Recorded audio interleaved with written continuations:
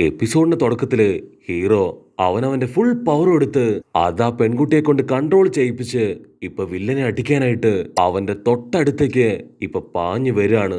വില്ലനാണെങ്കില് ഓരോ തവണ അടി കിട്ടുമ്പോഴും അവൻ വീണ്ടും വീണ്ടും റീജനറേറ്റ് ചെയ്ത് പാഞ്ഞു പാഞ്ഞ് ഹീറോയുടെ അടുത്തേക്ക് വന്നു കൊണ്ടേയിരിക്കും. ഇപ്പൊ അവസാനായിട്ട് ഫുൾ പവർ എടുത്ത് ആ വില്ലനെ അങ്ങനെ അടിച്ചു താഴെയിടും. ആ ഒരു അടി കെട്ടി ഇപ്പൊ കൊറ്റി വില്ലൻ അവൻ തെറിച്ചു പോയി അടിച്ചു വീഴും. പിന്നെ അവന് അനക്കം ഉണ്ടാവില്ല. കട്ട് ചെയ്ത മറ്റൊരു ഭാഗത്ത് ഇപ്പൊ ഐസമ്മ മാസ്റ്ററെ വേറൊരു വില്ലൻ അവന്റെ പവർ വെച്ച് മാസ്റ്ററിന്റെ പവറിനെ അങ്ങനെ കൺട്രോൾ ചെയ്യാണ്. മാസ്റ്ററിനാണെങ്കിൽ ആളുടെ പവർ ഇപ്പൊ വളരെ കുറഞ്ഞ രീതിയിൽ മാത്രമേ ഉപയോഗിക്കാൻ കഴിയൂ. ഈ വില്ലന് ആ കൊറ്റി വില്ലന് ഒരുപാട് ഇഷ്ടമാണ്. ആൾക്ക് വേണ്ടി എന്തും ചെയ്യാനും ഇവൻ തയ്യാറാണ്. അവൻ ദേഷ്യപ്പെട്ടു പറയും, എന്റെ ലോഡ് ആ കൊറ്റി വില്ലൻ, അവന് വേണ്ടി നിന്നെ ഞാൻ കൊന്നു കൊല വിളിക്കാൻ പോവാണെന്ന് പറഞ്ഞ് ഒരു കത്തി എടുത്ത് ഐസമ മാസ്റ്റർ കുത്താനായിട്ട് ഇപ്പൊ അങ്ങനെ ആഞ്ഞു വരും. അപ്പൊ വീഴാണ് ആ വില്ലന്റെ ബോഡിയില് ഒരു കുത്ത്. അതാരാണ് നോക്കിയ നമ്മുടെ അമഞ്ചിക്ക്. വില്ലന് കാലി കയറി അവൻ അലറാൻ തുടങ്ങും. പക്ഷെ അപ്പോഴേക്കും അവിടേക്ക് ഒരുപാട് പോലീസും ട്രോഫിയും ഡോറയും മറ്റു സൂപ്പർ ഹീറോസും എല്ലാവരും വരും. അവിടുന്ന് അങ്ങനെ കട്ട് ചെയ്ത ഇവിടെ ആ കൊറ്റി വില്ലൻ അവൻ ഇപ്പോഴും മരിച്ചിട്ടില്ല. ഒരുപാട് വേദനയില് അവൻ അങ്ങനെ കിടക്കുകയാണ്. നമ്മുടെ ഹീറോയ്ക്കാണെങ്കില് വില്ലന്മാരെ പോലും കൊല്ലുന്നത് തീരെ ഇഷ്ടല്ല. പക്ഷെ ഇത്തവണ കൊറ്റി വില്ലൻ അവനെ തന്നെ കൊല്ലാൻ പോവാണ്. കാരണം ഇത്രയും കാലവും അവൻ പിടിച്ചു നിന്നത് ആ പെൺകുട്ടിയുടെ പവർ അതുപയോഗിച്ചാണ്. പക്ഷെ ഇപ്പൊ അത് അവന്റെ കയ്യിലില്ല. അപ്പൊ അവിടുന്ന് അങ്ങനെ കട്ട് ചെയ്ത് വീണ്ടും അവന്റെ ഒരു ഫ്ലാഷ് ബാക്ക് കാണിക്കും. ഫ്ലാഷ് ബാക്കില് കൊറ്റിവില്ലന്റെ ബോസ് ആൾ ഒരുപാട് ശ്രമിച്ചിട്ടും സ്നേഹത്തോടെ സംസാരിച്ചിട്ടും അവനെ തിരുത്താൻ കഴിയില്ല. കൊറ്റിവില്ലൻ വീണ്ടും വീണ്ടും ഒരുപാട് തെറ്റുകളിലേക്ക് തന്നെ പോയിക്കൊണ്ടേയിരിക്കും. അപ്പൊ ആ ബോസ് വീണ്ടും അവനോട് പറയും, നീ ദയവ് ചെയ്ത് ഇങ്ങനെയുള്ള കാര്യങ്ങളിൽ ഏർപ്പെടരുത്. അങ്ങനെ ചെയ്താ നിന്റെ എല്ലിന്റെ എണ്ണം കൂടും, പല്ലിന്റെ എണ്ണം കുറയും. പക്ഷെ ആ കൊറ്റിവില്ലൻ അവനതൊന്നും കേൾക്കില്ല. വീണ്ടും വീണ്ടും ഒരുപാട് തെറ്റുകൾ ചെയ്തായിരിക്കും അവൻ മുൻപോട്ട് വരിക. കട്ട് ചെയ്ത വീണ്ടും ആ കൊറ്റിവില്ലൻ അവൻ അവസാനമായിട്ട് അവന്റെ പവർ എല്ലാം സ്വരുക്കൂട്ടി വീണ്ടും ഇസുക്കിനെ അറ്റാക്ക് ചെയ്യാനായിട്ട് വരും. ഇവിടെ ഇസുക്കാണെങ്കിൽ ഇപ്പൊ വേദന എടുത്ത് നിലവിളിക്കാൻ തുടങ്ങും. കാരണം ആ പെൺകുട്ടിയുടെ പവർ അത് അൺകൺട്രോൾഡ് ആയിട്ട് ഇപ്പൊ ഇസുക്കിന്റെ ബോഡിയിലേക്ക് വന്നു കൊണ്ടേയിരിക്കുകയാണ്. വില്ലൻ അടുത്തേക്ക് വരെ നമ്മുടെ ഹീറോ അവൻ പേടിച്ചു നിൽക്കും.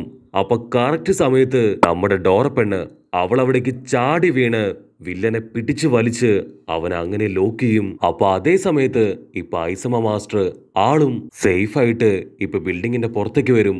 കട്ട് ചെയ്ത നമ്മുടെ ഹീറോ അവനെ കൊണ്ടിപ്പോ അവന്റെ പവർ അത് കൺട്രോൾ ചെയ്യാൻ കഴിയില്ല. ആ പെങ്കൊച്ചാണെങ്കില് അവളുടെ പവർ ഒരുപാട് കൺട്രോൾ ചെയ്യാൻ ശ്രമിക്കുമെങ്കിലും അവളെ കൊണ്ടും അതിന് കഴിയില്ല.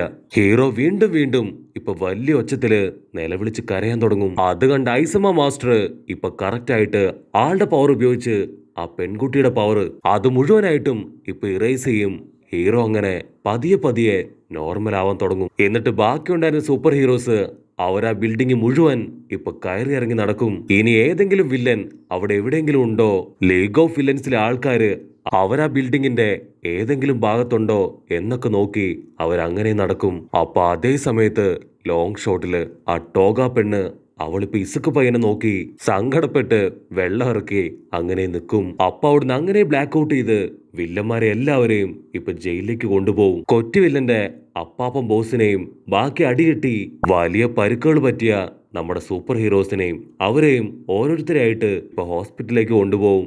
ഇവിടെ കരീഷ്മയാണെങ്കിൽ ഫുൾ ബാൻഡേഡില് അങ്ങനെ പൊതിഞ്ഞു കിടക്കുകയാണ്. അവസാനമായിട്ട് നൈറ്റ് ആളെ ആംബുലൻസിൽ കയറ്റുന്നതിന് മുൻപായിട്ട് ഇസുക്ക് നൈറ്റയുടെ അടുത്തേക്ക് വരും. അവനെ കണ്ട് നൈറ്റൈ, എനിക്ക് നിന്നെ ഓർത്ത് ഇപ്പൊ ഒരുപാട് അഭിമാനാണ്. ഞാൻ കണ്ട ഫ്യൂച്ചർ അത് നീയാണ് തിരുത്തി കുറിച്ചത്. അപ്പൊ ഇസുക്ക് അവൻ ചോദിക്കും, അങ്ങനെയാണെങ്കിൽ എന്നെ കൊണ്ട് ചിരിക്കൂട്ടനെ ആളെ സേവ് ചെയ്യാൻ കഴിയോ? ഫ്യൂച്ചർ എനിക്ക് മാറ്റാൻ കഴിയോ? ദയവ് ചെയ്ത് എനിക്ക് പറഞ്ഞതാ.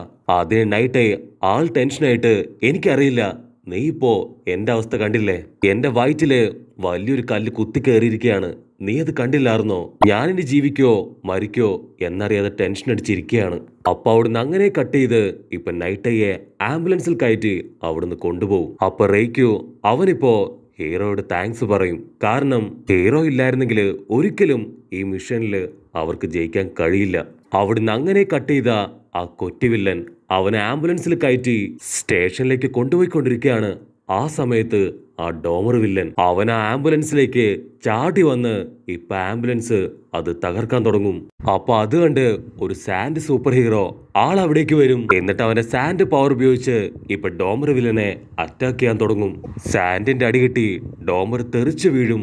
ആ ഗ്യാപ്പിൽ ഡോമർ അവന്റെ റിംഗ് ഉപയോഗിച്ച് ആംബുലൻസിന്റെ ടയറ് അത് പഞ്ചറാക്കും. ഇവിടെ സാൻഡ് സൂപ്പർ ഹീറോ ആൾ അറിഞ്ഞം പുറഞ്ഞം അറ്റാക്ക് ചെയ്തുകൊണ്ടേയിരിക്കും. അപ്പൊ കറക്റ്റ് ടൈമില് ആ മാജിക് മാൻ അവൻ അവിടേക്ക് ചാടി വീണ് അവന്റെ പവർ ഉപയോഗിച്ച് സാൻഡ് സൂപ്പർ ഹീറോയെ അങ്ങനെ മടക്കി ലോക്ക് ചെയ്ത് ഇപ്പൊ താഴേക്കിടും. മാജിക് മാൻ ഉടനെ ആംബുലൻസിന്റെ ഉള്ളിൽ നിന്ന് ആ കൊറ്റി വില്ലനെ ഇപ്പൊ പുറത്തേക്ക് എടുക്കും. എന്നിട്ട് അവന്റെ ഒരു വിരല് അങ്ങനെ പറിച്ചെടുത്ത് അവൻ ആ കൊറ്റിയോട് ചോദിക്കും, നീയാണോ അതോ ഞാനാണോ ഇപ്പൊ പവർഫുൾ? അപ്പൊ ആ ഡോമർ വില്ലൻ ഇപ്പൊ കൊറ്റി വില്ലന്റെ അടുത്തേക്ക് വരും. കൊറ്റി വില്ലൻ കണ്ടുപിടിച്ച ആ ഒരു ബുള്ളറ്റ്സ് അതിപ്പോ അവൻ തട്ടിപ്പറിച്ച് വാങ്ങിക്കും. എന്നിട്ട് ആ രണ്ട് കൊറ്റിയുടെയും കൈ അതങ്ങനെ തകർത്ത് കളയും. കാരണം കൊറ്റിയുടെ പവർ അവന്റെ കയ്യിലാണ്. അതുകൊണ്ട് തന്നെ ഇനിയൊരിക്കലും അവന് പവർ ഉപയോഗിക്കാൻ കഴിയരുത്. അവന്റെ കിടപ്പ് കണ്ട് ഇപ്പൊ ഡോമർ വില്ലൻ അവൻ പൊട്ടിച്ചിരിക്കും. അപ്പൊ കൊറ്റി വില്ലൻ അവനിപ്പോ ഒരു സെക്കൻഡ് ഇപ്പൊ ആളുടെ ബോസിനെ ആലോചിക്കും. ബോസ് ഒരുപാട് വട്ടം അവനെ തിരുത്താൻ ശ്രമിച്ചിട്ടും അവൻ സ്വന്തമായിട്ട് തിരുത്താൻ തയ്യാറായില്ല. അവൻ അതൊക്കെ ഓർത്ത് ഇപ്പൊ അലറിക്കാറും. അപ്പൊ അവിടുന്ന് അങ്ങനെ കട്ട് ചെയ്ത് ഇപ്പൊ ഹോസ്പിറ്റലിൽ കാണിക്കും. നമ്മുടെ ആളുടെ ബോഡി അത് മുഴുവനായിട്ടും ഇപ്പൊ ചെക്ക് ചെയ്ത് എന്തെങ്കിലും പരുക്ക് എവിടെയെങ്കിലും ഉണ്ടോ എന്ന് നോക്കും. പക്ഷെ അവന്റെ കൈക്ക് മാത്രം ഇപ്പൊ ചെറിയൊരു മുറിവുണ്ടാവും. അവൻ ആ ഡോക്ടറോട് ചോദിക്കും, വേറെ ആർക്കെങ്കിലും എന്തെങ്കിലും കാര്യമായിട്ട് പറ്റിയോ? അപ്പൊ കറക്റ്റ് ടൈമില് ഇപ്പൊ ഐസമ മാസ്റ്റർ ആളവിടേക്ക് വരും. അവൻ ഇസുക്കിനെയും കൂട്ടി ഇപ്പൊ പുറത്തേക്ക് പോവും. അതിന് ഇസുക്ക് ഇപ്പൊ ഐസമയോട് പറയും, master I am really sorry, എനിക്ക് മാസ്റ്ററിനെ പ്രൊട്ടക്ട് ചെയ്യാൻ കഴിഞ്ഞില്ല. അതിന് മാസ്റ്റർ പറയും, അത് സാരമില്ല, നീ പറ്റും പോലെ എല്ലാവരെയും സേവ് ചെയ്തു. നീ ഉള്ളതുകൊണ്ടാണ് നമുക്ക് കറക്റ്റ് ആയിട്ട് അവരൊക്കെ പിടിക്കാൻ കഴിഞ്ഞത്. ആ പെൺകുട്ടിയും നീ കാരണമാണ് രക്ഷപ്പെട്ടത്. പക്ഷെ നമ്മുടെ കരീഷ്മയ്ക്ക് ഒരുപാട് പരിക്ക് പറ്റിയിട്ടുണ്ട്. അവന്റെ ബോഡി മുഴുവൻ പ്ലാസ്റ്റർ ആണ്. അമഞ്ചിക്ക് പയ്യന് ഫേസിന്റെ ഒരു ഭാഗം ചെറിയ പരുക്കുണ്ട്. ഉണ്ടപ്പന്റെ ഒരു കൈ അതൊടിഞ്ഞുപോയി. ആ പെൺകുട്ടിക്ക് അവൾക്കിപ്പോ നല്ല ഫീവറാണ്. അതുകൊണ്ട് തന്നെ മറ്റൊരു ഭാഗത്ത് അവളെ ഐസൊലേറ്റ് ചെയ്തിരിക്കുകയാണ്. അതുകൊണ്ട് ഇപ്പൊ ആർക്കും അവളെ കാണാനോ അവളുടെ അടുത്തേക്ക് പോകാനോ പെർമിഷൻ ഇല്ല. ആക്ച്വലി ഐസമ മാസ്റ്റർക്ക് മാത്രമേ ഇപ്പൊ അവളുടെ അടുത്തേക്ക് പോകാൻ കഴിയൂ. മാസ്റ്റർ അവളുടെ പവർ അത് ഇറേസ് ചെയ്തിട്ടാണ് അവളുടെ അടുത്തേക്ക് പോയത്. അപ്പൊ അവിടുന്ന് അങ്ങനെ കട്ട് ചെയ്ത് ഐസമ മാസ്റ്റർ ആൾ ഇസുക്ക് പയ്യനെയും കൂട്ടി ഐസിയുവിന്റെ മുൻപിലേക്ക് പോവും. അവിടെ ചിരിക്കൂട്ടനും ആ ബബിൾ ഗേളും അവരെല്ലാവരും ഒരുപാട് വിഷമത്തിൽ അങ്ങനെ നിൽക്കുകയാണ്. അപ്പൊ ഡോക്ടർ പുറത്തേക്ക് വന്നിട്ട് പറയും, നൈറ്റ് ആയിട്ട് സിറ്റുവേഷൻ കുറച്ച് സീരിയസ് ആണ്. ഒരുപാട് നേരം ആളിങ്ങനെ തുടരില്ല. അതുകൊണ്ട് ആർക്കെങ്കിലും സംസാരിക്കാനുണ്ടെങ്കിൽ ഇപ്പോ അതിനുള്ള അവസരമുണ്ട്. അത് കേട്ട് ചിരിക്കുട്ടൻ ഇപ്പൊ അവനോട് സംസാരിക്കാൻ റൂമിലേക്ക് കയറും.